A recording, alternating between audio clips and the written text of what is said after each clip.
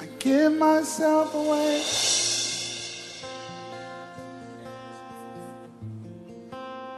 I give myself away so you can use me. I give myself away.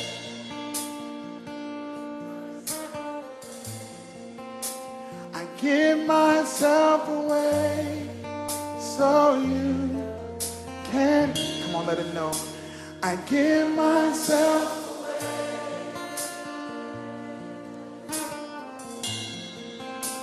I give myself away so you can. I'd like to say my name is Wesley Fluellen. This is my son, John. This is pretty much going to be my shout out if you follow me. Well, anyway, it's an honor to be here, to be able to minister to young men, you know, especially in this generation and the things that are taking place today. Anytime God allows me to be able to give a testimony and minister to the lives of young men, I have to take advantage of that, especially based upon my testimony and where I come from and how I ended up where I got as a result of what God did for me. So I just want to share a few things with you, and I truly believe that what I'm going to say today is specifically meant for somebody in this crowd, and I truly believe that. First, I just want to share about an influential man that is in the Bible. And this man, I really look up to this guy. And this guy, his name is Moses. And Moses was one who was born into the world who wasn't supposed to be here. Wait, did you eat matzah for a week like me? I want to see if you really did. Huh? So, huh? Did you eat matzah? No. Oh, I gotta get you matzah now. That's what you really said. But he was born into this world in a time where he wasn't supposed to be here. There was a king named Pharaoh, and Pharaoh sought out to enslave all of Israel, the Israelites, and so he made them their slaves. And he was afraid of Israel from being chosen people, and they continued to grow in numbers. And he got so afraid of them growing in numbers that he decided to kill the next firstborns, the next babies who were being born. And Moses happened to be in that time. The mother took Moses and decided to run away with him. She ran away with him, and she made a little. You're a sour dude. You sit down, Uncle Hal. Come here. Sit down. You are too big for that. But you're killing me. No, but You feel left out now, right? my man next to me, I'm all right. Just don't move from there. But Moses' mother took him and built a little ark and placed him into the river in hopes that someone would find him and his life would be spared. And as Moses was going through this river as a baby, it just so happens that he comes across a few women at the end of the river. This woman picks up the baby and is marveled by this baby and says, "Hey, I want to raise this child." And so she takes it, and Moses' mother was told to nurture the child until she couldn't anymore. And this lady decided to raise Moses. So come to find out, this lady happened to be Pharaoh's royalty. And she took him to Pharaoh, and Pharaoh, the one who sought out to kill Israelite babies, ended up raising Moses in his own house. And so Moses was raised around this time in Egypt, learning all of their traits and business things and how to manage money and how to properly speak and how to run the people they were enslaving was his own people. And Moses eventually, one day, he grew up and he became a man, and he was out in the field and he saw a man, an Israelite, being beaten. And he was being beaten by two Egyptians. And for some reason, Moses dug within himself and said, "There's something wrong here. I can relate to this man in some kind of way." And so Moses ended up killing the two Egyptians and burying them. Pharaoh found out about it. And cast Moses out. Moses left for 40 years. So while he's waiting in the wilderness for 40 years, God speaks to him and says, you know what? I have chosen you to save these people because these are your people. And Moses continued to respond to God by saying, me? Why me? You got to be kidding me, man. There's got to be somebody else other than me. I'm not the man for the job. God continued to speak life into him. Yes, you, Moses, I've called you to save these people. Moses continued over and over. It can't be me. Pick somebody else, please. And I'm pretty sure some of us can relate to those type of things in your life. Afraid of the truth, afraid of what God really has for you. Whether it be sports, whether it be being in medicine, what have you. And so anyway, so Moses just continued to disregard what God was saying. He just truly believed that he couldn't be that person. So, God said, okay, you know what? Take your brother Aaron with you. Because Aaron was good at speech. So whatever Moses couldn't speak, Aaron had to speak for him. So they went back to Egypt. Moses goes to him and says, hey, Pharaoh, I know I'm not supposed to be here, basically. But God said, you got to let my people go. Pharaoh looks at him, to me, in my opinion, like, you got to be kidding me, man. I'm not letting anybody go. Get out of here. So Moses believes, he says, God is telling me to tell you, let my people go. And Pharaoh's like, who is this God? He's not stronger than me. Or at that time, Pharaoh had what they called witches and sorcerers. And so Moses came back with Aaron. They walked right back in and said, hey, look, man, I know you kicked me out last time, but God said let my people go. So Pharaoh, this is me ad-libbing, Pharaoh says, didn't I just tell you no already? I'm never letting these people go. I own them. So he says, if your God is so powerful, give me a demonstration. So Moses has his staff, because he's 80 years old now. He was in the wilderness for 40 years. He was 40 at the time. So now he's 80. And his brother Aaron is 83. Takes his staff, throws it down, turns it to a serpent. So Pharaoh's in shock, like, ooh, that's nice. But meanwhile, his sorcerers are like, man, we can do better than that. They take their staff, they throw it down, turn it into serpents. And they begin to fight amongst each other. And obviously, Moses' staff won. Moses reaches down, grabs his staff. Grabs the snake, turns back to his staff. Pharaoh says, you know what, that was a pretty good trick, man, but I'm not letting them go. And this went on time after time after time after time. God did things like keep it dark for 3 days. Could you imagine that? Like dark, pitch black, nothing. Pitch black, no daytime. You couldn't even see in front of your face. And Pharaoh still just was bullheaded, would not allow the people to leave. So several things went on until God did the ultimate.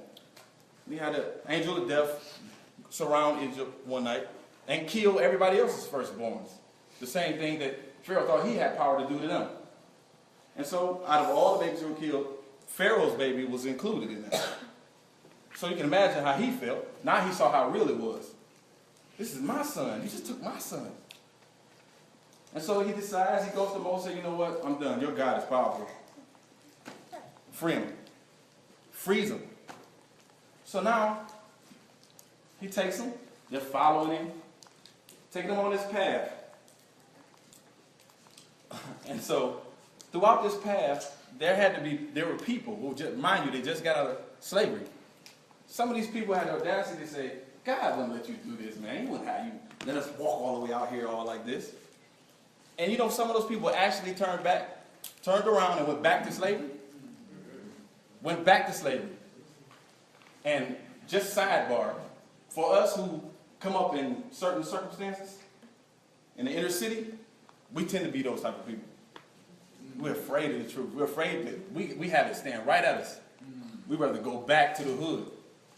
We'd rather go back to trouble. We'd rather go back to fear. Instead of just continue to walk on to what God has already promised you to have. So continuing on this journey, Moses creates miracle after miracle. Hits a rock, water comes out. Oh man, we thirsty, man. They start drinking. Even after that, some people still turned around and went back to slavery. So then they bump into a sea, which is called the Red Sea. They get to the Red Sea and they look at it like, I can only imagine, like, now how the heck are we going to get through this? We got to get all the way to the other side, and this is a sea. Like, you mean to tell me God brought us right here? We can't swim that far, and someone probably couldn't even swim. So, once again, God makes this miraculous thing happen. A miracle. Takes his staff, boom. Water separates. People are shocked and amazement. They walk through. Like, could you imagine that? Walking through the Red Sea, fish jumping out, just being able to walk through. How awesome like that is. Like, so anyway, they get halfway through. Pharaoh shows up with his boys, all his soldiers, his army. And he said, I could only imagine that his soldiers probably were like, I really don't want to go in there. And Pharaoh, being the bullheaded person he was, y'all take y'all butts and go in there and go get them, because I want my slaves back. They go in. So the last Israelite makes it out. And now all of Pharaoh's army are entrapped in that path where the Red Sea was divided. Following that, water comes right back in. Drowns Pharaoh's army just like that. Destroys them all. And Moses continues to take them on this path. Taking them on this path, Moses goes up to the top of the mountain, has a one-on-one relationship, communication with God specifically, for him to give us what is called the Ten Commandments. Familiar? Anybody? Can you give me one? All the way in the back. Can you give me one? Can you give me one? I cannot. Thou shalt not steal. Who said that? Thou shalt not steal. Can you give me one? Thou shalt not commit adultery. Ooh, John, can you give me one? Oh, can you give me one? Okay. Okay. Can you give me one? That's okay, man. It's okay. But are you listening to what everybody else is saying? That's fine. Can you give me one? Okay. You want to give me another one? Thou shalt not commit murder. Oh, okay. So he had all the... Okay, I'm sorry. Thou shalt not commit adultery. Okay. That's all right. That's all right. So he gave all these laws, the 10 laws. And coming down with these important laws that God has set in place, everybody was doing their own thing and happy and content that they made it to where they were.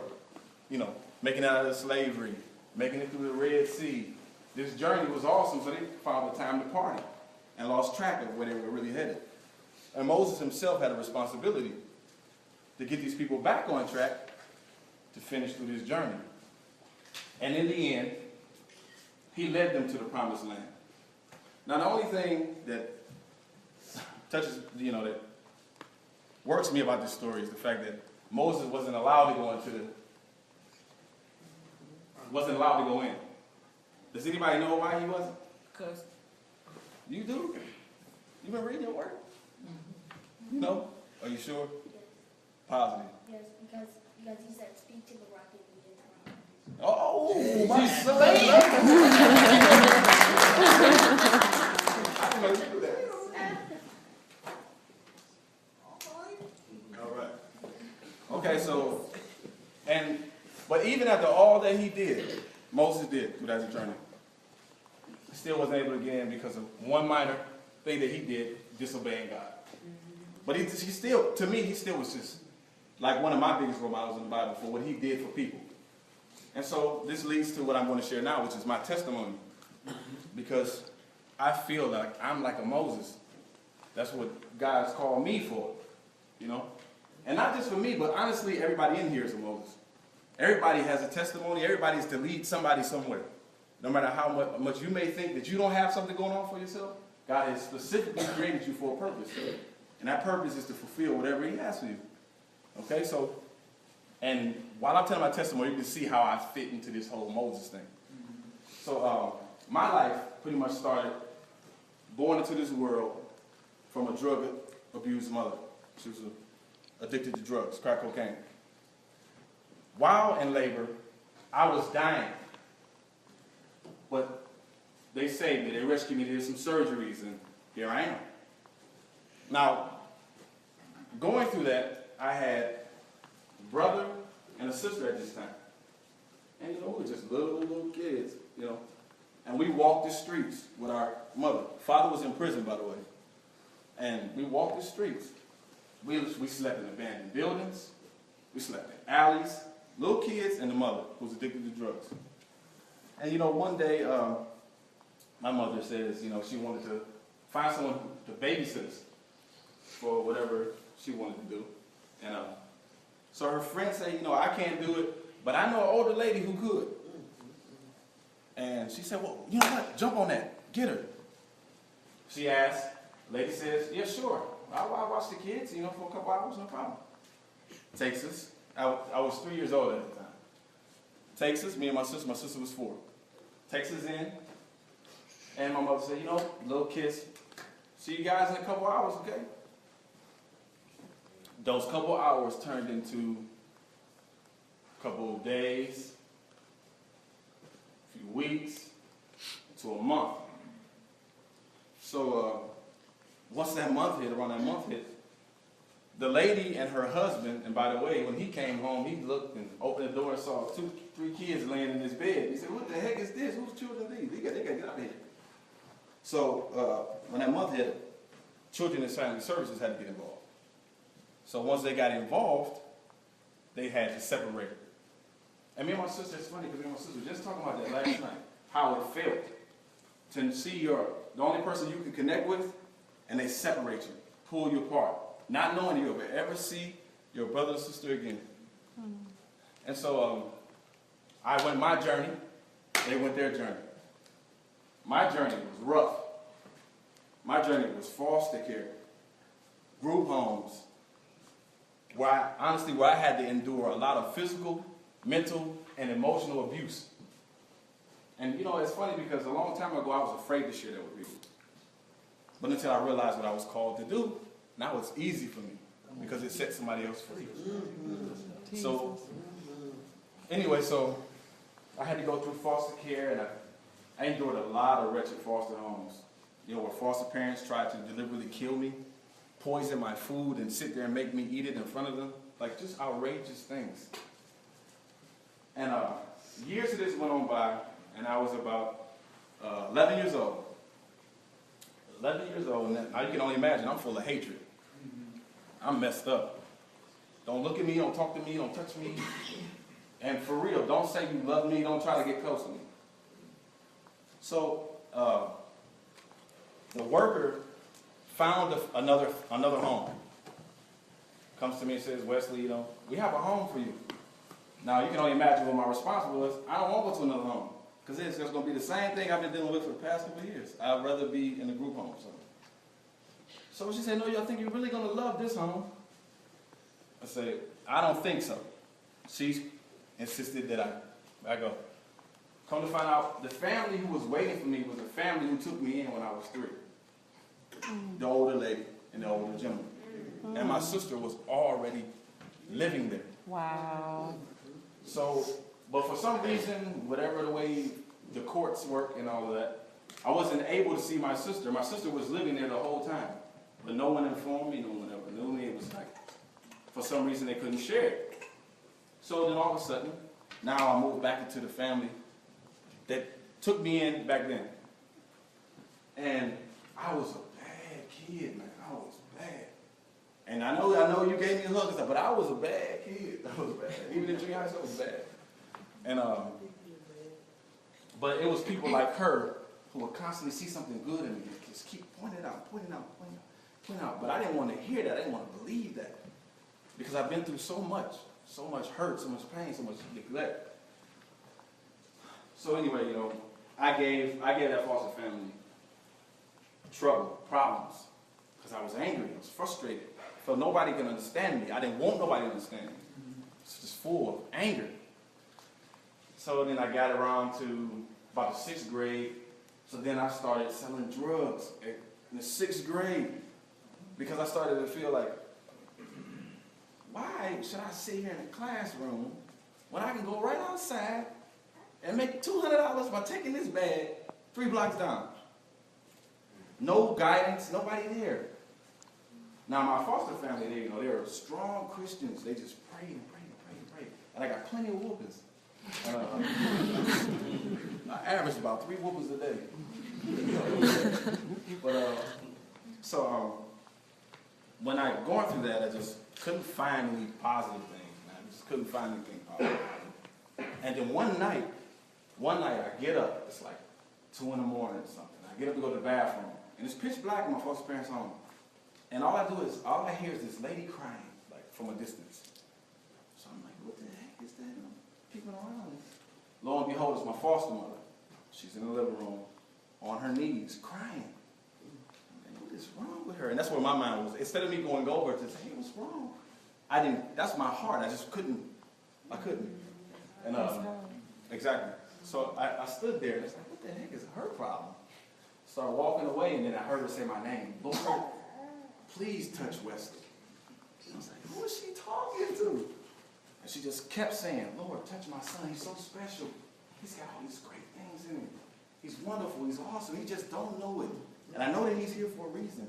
Show him, show him, show him. And that right there planted the seed in me that night. Come on. Late that night. Because for the first time, I felt somebody say they cared. I cared. And it was like, it touched me. It touched me in a way that like I've never felt before. And so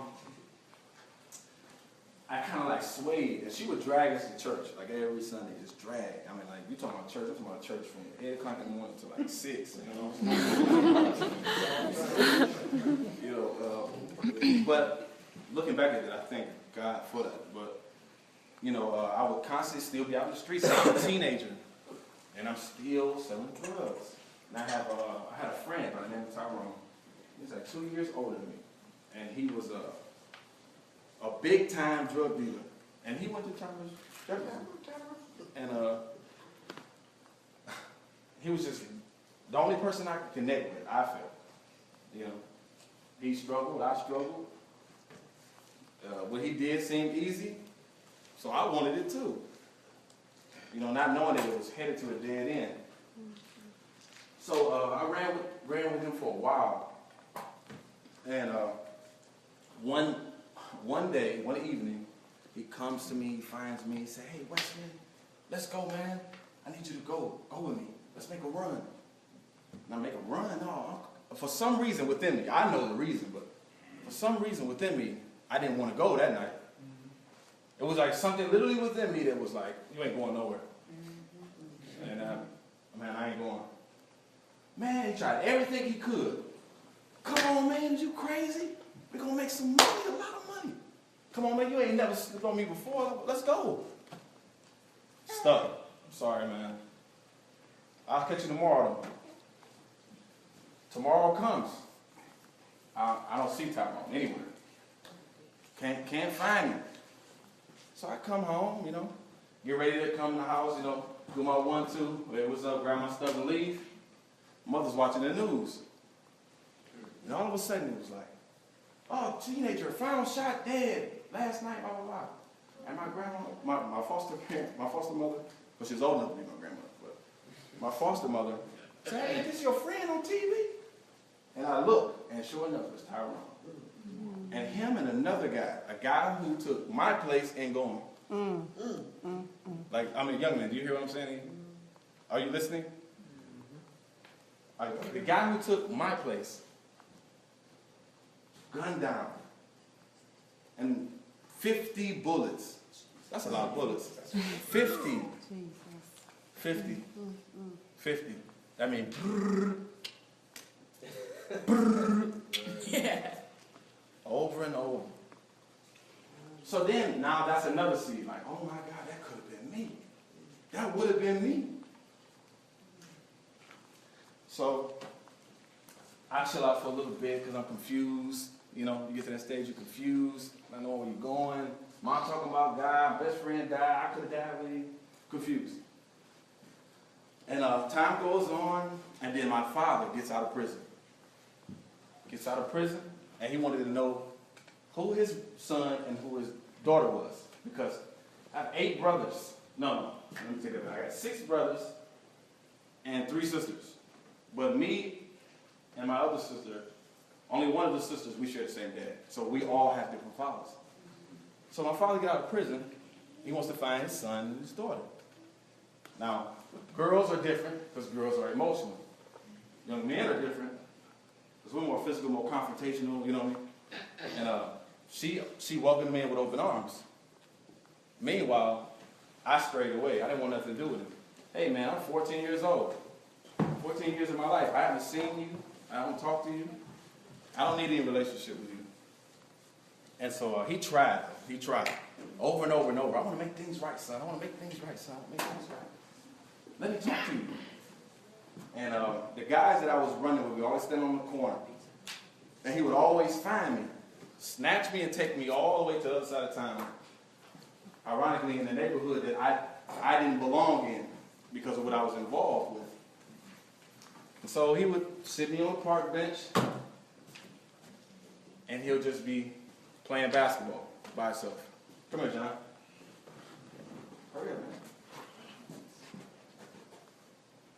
He'll sit me on the park bench, and he'll just be, whenever you're ready to talk, son, I'm here. Boop. All right. Boop, boop. Boop. Boop, boop. Over and over and over. And he'll do that about an hour or two. And then he'll realize that he's tired and I ain't talking. So then he said, all right, let's go. And he'll do that over and over and over until one Sunday, he came and got me. Did the same situation. But when he was done, this time he went the extra mile. He sat down. And he said, you know, son, I know you don't listen to me. You may be upset. But if you head in the direction, if you continue on in the path that you're going, you're going to end up dead or in prison. He said, and he looked me in the face and said, hey, I want you to promise me that you'll make the right decision, that you'll do something constructive with your life. It can be anything, son, just do it.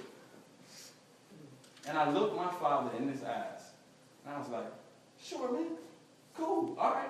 But I ain't mean a word of it. And I go home. The very next day, I come home from school, which I didn't show up to that often. I come home from school, and my sister is just crying. And I'm like, man, what's wrong with her? Why is she so emotional, man?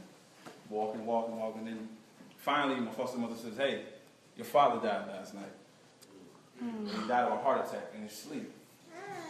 And when that happened, it kind of hit me like a ton of bricks, like boom.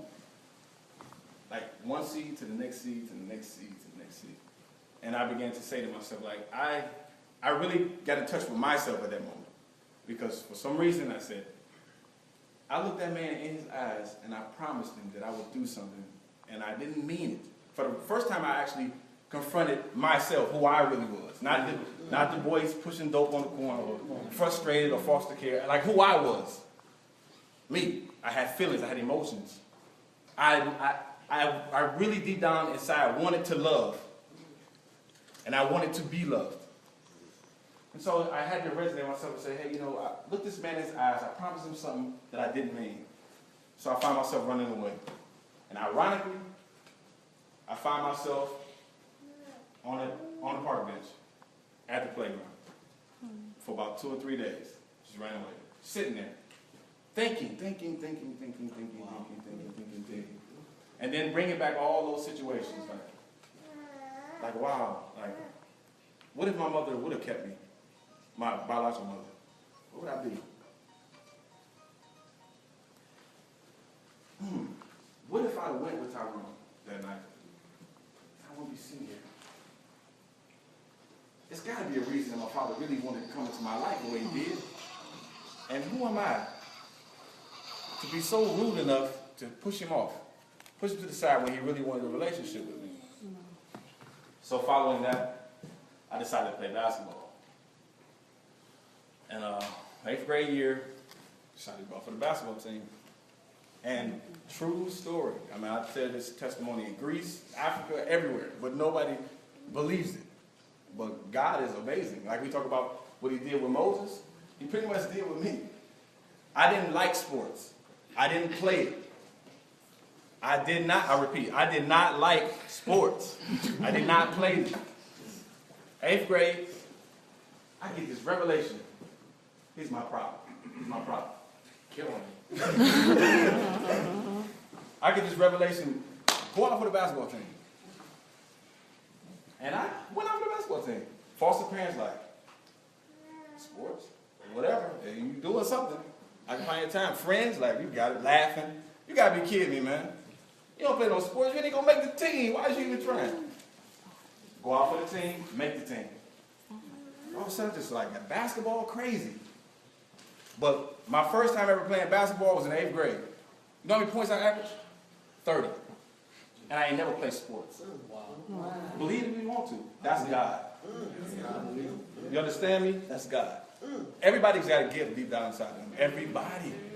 And it took my father dying for me to awaken something that was already there. The plot thickens though. Because after I make the basketball team, I'm playing like it could be thunder and lightning. I'm still on the basketball court playing. Y'all can go home, I get struck by lightning, but I'm gonna work on this jump shot. That's how I felt. I went basketball player, I found something that I loved and it loved me, and I just ran with it. And it was constructive. It wasn't a dead end, as you'll learn as I continue to talk. So I went basketball crazy, and everybody still was just like, I can't believe this. How is this possible? So I go on to high school, and now it becomes more serious in high school because I got to go to class, I got to get the grade, I got to be eligible to play. The basketball was easy, but I had to do something I'd never done. In order to get something you never had, you got to do something you never done. So when I got to high school, I remember. And it was you and Miss Glenn. I remember all of you guys. Yes. All those seeds I took to high school. When I got there, there was a teacher named Miss Carnage. She was an English teacher. She passed away about 3 years ago. And she gave us an assignment, a writing assignment. And I said, Miss Carnage, I don't do that. I don't write. I don't do that. I play basketball. She said, okay, well, you're going to write a paper tonight, though. I said, I don't want to do it. I don't want to do it. And she said, you know what? Forget it. You don't have to write this paper. But I want you to write a paper. And you know what? I'll cater to you. You can write this paper on whatever you want. But just promise me, here it is again, promise me. Just promise me that you'll do your very best on it. But you can write about whatever you want.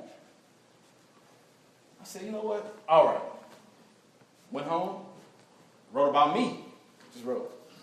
And I think I wrote for about 2 hours, just writing. Like I couldn't even stop. Writing. And it felt good because I was releasing extra baggage, extra things, and just put it out on paper. Turned it into the teacher. When she gave the paper back, it was a B+. And it's funny because when she gave it to me, I said, man, you playing. Man, this ain't no B. Stop playing with me. I ain't get this. Straight face. She was like, yes, you did. I was like, no, man, I ain't get a B. She said, yes, you did. And if you do that in your other classes, guess what? You'll get a B in them classes too. Maybe there's some A's. And from that moment on, I looked at it and said, school is not as hard as I thought it was. Everybody, you play sports, right? Everybody in here likes sports? Mm-hmm. Is it true that when you play sports, you have to be competitive? Mm-hmm. What's your favorite sport? Basketball. So if you got the basketball and I'm playing defense on you hard as I can, do you give in? No. What are you going to do? You're going to do your best. You're going to try to get away from you, some kind of way. Right? Yeah. Okay. What's your favorite sport? Basketball too? Okay, so you missed 10 shots in a row. You just be like, man, coach, sub me out, man. Why not? Because eventually what happens? Right. I always say this. You can take a guy who never played basketball, never, ever, throw him into a gym and say, man, just shoot from half court, shoot from full court. He might throw it up and bust some lights. He might throw bust a window. He might beat the crap out the backboard. But eventually what's going to happen? He going to make it. And that's reality. That's the truth. So I go through high school, and then I just started attacking the classroom like I attack people on the basketball court. Competitive. Math, you will not beat me. Reading, you will not beat me. And all of a sudden, it went from straight F Wesley to mirror roll. Serious. Throughout high school. So now I go from high school to college. You know, I was an All-American, Nike All-American in high school, and then went on to college. Played at Robert Morris University, and had to learn independence, had to learn how to be responsible, even more responsible, because parents weren't there to tell you, hey, your alarm clock went off 5 times, you gotta go to school, you late. responsibility. And the Lord blessed me throughout college. Because then I carried on that same intensity into the classroom and was dean's list in college. So not only am I playing basketball, but I'm doing what I need to do in the classroom. Going on to get a degree in science and business administration. And following that, I was playing so good in college. I had the Utah Jazz, New Jersey Nets, they come in to watch me. And one thing that I did, and I did it in high school too, was like before every game, I would, you go through your little layup line, everybody get ready to go to the bench. I would go underneath the basket and just kneel and pray, because I just couldn't believe God was just loving me the way he was, blessing me the way he was, after all that I've done. And that's who God is to us. No matter where you come from, no matter what you've even done, bad, it doesn't matter. Like, he still loves you and gives you another chance, and there's a whole bunch of things he just want to throw at you. Yes, he does. And how my blessings are is turning around to be here. My blessings that he gave me is not for me, neither is it for you. Your blessings aren't for you, it's for somebody else. But if you don't open up to him, you won't have a chance to really do what you were born to do. So, coming out of college, I entered the draft, I didn't get drafted, so now that's a whole other hurdle. So now I'm in and out, combines, camps, over and over and over, USBL, all these semi-pro leagues, CBA and all that. And then I'm going to NBA summer camp, working out, busting my butt over and over and over and over. Door kept getting shut in my face. So, got shut in my face, and then I took off to Europe. Went to Europe, and all the while I was going to Europe, it was so weird, because everywhere I went overseas in Europe was not, Europe, South America, Asia, I went there for basketball, but it was always ministry, like, all the time. All the time. Like, they put Wesley, my nickname was Flu. So, Flu, and they put all this big, billboards and stuff. But it was like, God was using me on a bigger stage in Europe to be able to minister to people. I had a situation in Europe. We were playing against a team, and it was a crazy team. Europe is wild. They have like their army at the games, because the fans get too excited in the game, and they paint their face and stuff. And they had some fans, because I was the only American on this team at this time. They had their fans come in, and they put on gorilla masks. And they'd be standing like, ooh, ooh, ooh, ooh, ooh, ooh, the whole game. The whole game. So, character. I'm at the free throw line. And it's the fourth quarter. It's like a minute left. We up 2. Make the first one. So then he gets real mad. Ooh, ooh, ooh, ooh, ooh. And I look at him and I say, God loves you. I'm going to pray for you. And then I made the free throw and make it. After I made that free throw at the end of the game, that same guy came up to me. And I prayed for him and he accepted Christ. That's what I'm talking about. Jesus. That's what I'm talking about. Everybody has that in them. Every last one of us has this special, awesome thing inside of us. You do. You do. Stop saying you don't. Stop believing that you don't. You do. From the youngest kid to the oldest person in this room. Something special inside of you. It's up to you to open up to that. Allow it to overtake you. The Bible says, your cup runneth over. Like, come on. Like, let it take a hold of you. And you'll be successful. You'll be successful with him. I'd rather be successful for him than anything else. I can still be, I'm just going to say this, but I can still be playing professional basketball. But that's not what God wants me to do.